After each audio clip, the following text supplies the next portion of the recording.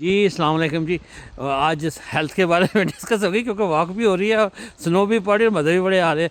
उसमें ये है जी कि आप अपने आप को जवान और खुश रखना चाहते हैं, खूबसूरत दिखना चाहते हैं, तो दीपक चोपड़ा की किताब है एजलेस माइंड टाइमलेस बॉडी।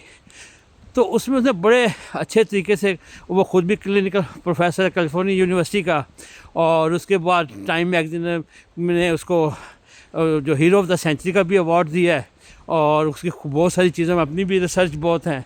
तो अब बात लंबी नहीं करते, मुख्तसर करते हैं।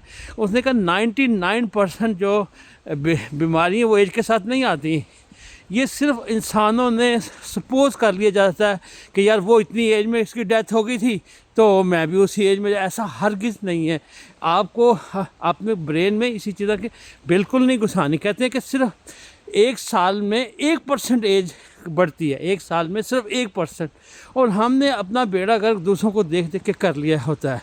और सबसे बड़ी बात है कि उसने कहा है कि हम कैलेंडर देख के अपनी एज का अंदाज़ा कर लेते हैं। और दूसरा तीसरा फैक्टर बायोलॉजिकल होता है।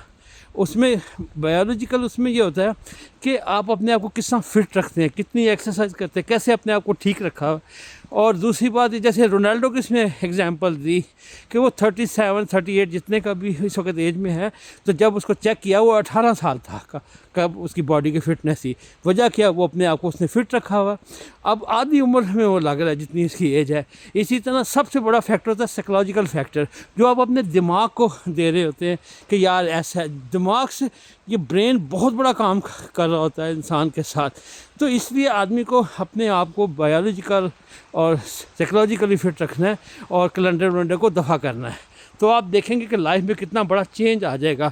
और सबसे बड़ी बात जो खूबसूरत बात है कि प्रेजेंट में रहना है। पास्ट को दफ़ा करें, फ्यूचर का जो होगा वो देखा जाएगा, प्रेजेंट में रहे। छोटे छोटे मसले आते हैं उसको एम्पैथेटिकल एटीट्यूड रखें, और उसके बाद आप बेनिफिट ऑफ डाउट लोगों को दें, आप अपने आप मज़े में रहना शुरू कर देंगे। तो इसी तरह एक छोटी सी उसने एग्जांपल भी दी कि किसी औरत का हार्ट ट्रांसप्लांट हुआ। जब हार्ट ट्रांसप्लांट हुआ तो कुछ थोड़ी रिकवर हुई तो उसको बड़ा दिल चाहे बियर पीने का, वाह वाह वाह। उसके बाद दिल चाहे मैकडोनल्ड में खाऊं, जिंदाबाद। तो अब हुआ क्या कि वो कहे मैंने तो कभी पहले ऐसा दिल ही नहीं किया कि मैं ये चीज़ें खाऊं। बाद में पता चला कि जिस बंदे का हार्ट ट्रांसप्लांट किया था तो वो उसको बड़ा शौक़ था।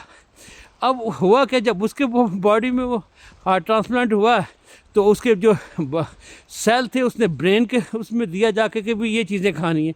आप जो अपना ब्रेन है उसको भी चेंज करें, उसको वापस लेकर हिलाएं कि भाई नहीं, अब मुझे अपने आप को जवान रखना है और फ्रेश रखना है अपने आप को। तो देखें कैसे चेंज आता है। सारे का सारा चक्कर ही आपके दिमाग का है जी। इसको कैसा फीड करते हैं, कैसे लेके चलते हैं। और दूसरा, आप ज़िंदा दिलों वाले लोगों में रहें, आप देखें कितना बड़ा चेंज आएगा। सड़े भूसों में रहेंगे तो लाइफ भी ऐसे इसी तरह से हो जाएगी। यानी कि साल में 1% लाइफ से गुजरती है, और जो 99% बीमारियाँ वो एज के साथ नहीं आती, वो आपने दूसरों को देख के अपना बेड़ा गर्क किया होता है। For god sake try to change yourself and you will see the change in life. आप देखें, करें, और लाइफ में देखें कितने मज़े आते हैं।